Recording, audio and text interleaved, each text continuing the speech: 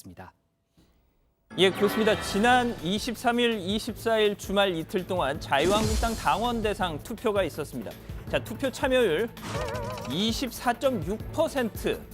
자, 손가락 몇 번 놀리면 끝인 모바일 투표도 가능을 했는데 당원 4명 중에 3명은 그것도 안 한 건지 못한 건지 아무튼 투표에 참여하지 않은 겁니다. 왜 이렇게 저조했을까요? 황교안 대세론 때문이었을까요?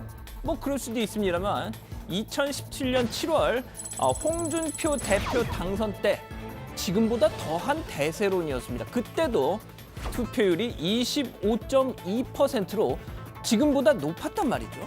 자, 그렇다면 결국 여러 요인이 있겠으나 그중 가장 큰 요인, 당의 우경화 논란 때문이다. 뭐 이런 지적이 나오는 겁니다. 자, 5.18 망언으로 시작된 이번 사태, 황교안 후보의 이 태블릿 PC 조작 가능성 발언 파문으로 화룡점정 찍고 있습니다. 특히 지난 23일 TV 토론에서요. 오세훈 후보와 황교안 후보 이 문제 갖고 다시 한번 격한 충돌을 벌였습니다. 이렇게 말이죠. 법원의 판결이 이미 났지 않습니까? 조작됐다는 증거가 없다는 정도의 판결이 아니라 태블릿 PC는 조작된 바가 없다라는 게 판결이지 않습니까? 이 문제에 관해서 여러 번 지금 반복해서 얘기를 했어요. 계속 반복할 필요가 없어요. 그거는 아닙니다. 자, 황교안 후보는 조작됐을 가능성이 있다고 본다라고만 말했고요.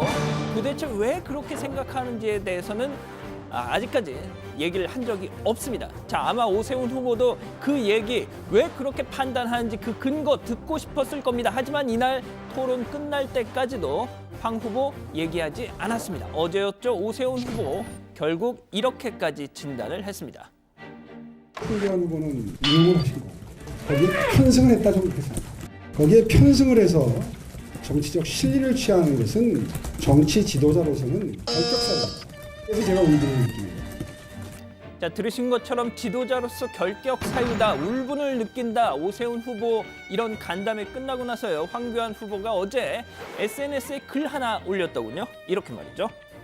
과거의 아픔이 분열과 갈등과 대결의 중심이 돼서는 안 됩니다. 이제 갈등, 분열의 시대와 완전히 결별하고. 자, 글쎄요. 다른 당에서는요. 다른 사람도 아닌 황 후보 본인이 불을 질러놓고 왜 자꾸 소란을 피우느냐.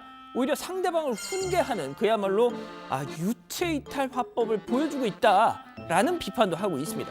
자, 그리고요. 비슷한 일이 또 오늘도 있었습니다. 황교안 후보 오늘 한 유튜브 방송에 출연을 해서요.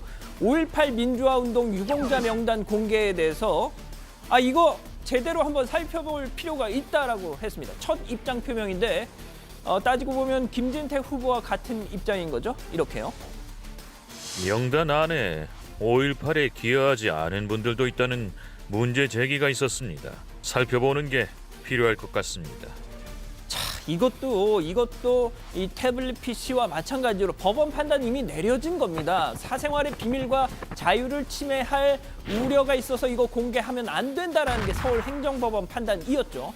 자, 역시 득표를 의식해서 강경 보수 진영에 어필하는 메시지 던지는 거 아니냐라는 거죠. 자, 다른 당에서는 황교안 후보가 정 이런 주장을 펴고 싶다면 고엽제 후유증 환자, 특수임무 유공자 명단도 공개하자 주장하는 게 보다 일관성 있는 행동이다. 이런 지적도 하고 있더군요. 자, 이런 가운데 오늘 김병준 비대위원장 퇴임 전 마지막 기자간담회를 가졌습니다. 당의 우경화 사태 과연 어떻게 바라보고 있을까요? 들어보시죠. 아래로 내려가는 물도 때로는 굽이굽이 흐르지 않습니까? 그러나 그 물은 앞으로 흘러갈 수밖에 없단 말이에요. 그런 일부 한 번씩 이렇게 굽이 친다고 해서 그 물이 다른 데 가는 것 아닙니다. 자, 김병준 비대위원장 말처럼만 되면 얼마나 다행이겠습니까? 하지만 최근 분위기만 보면 솔직히 걱정스러운 것도 사실이죠. 자, 오늘 준비한 소식은 여기까지입니다.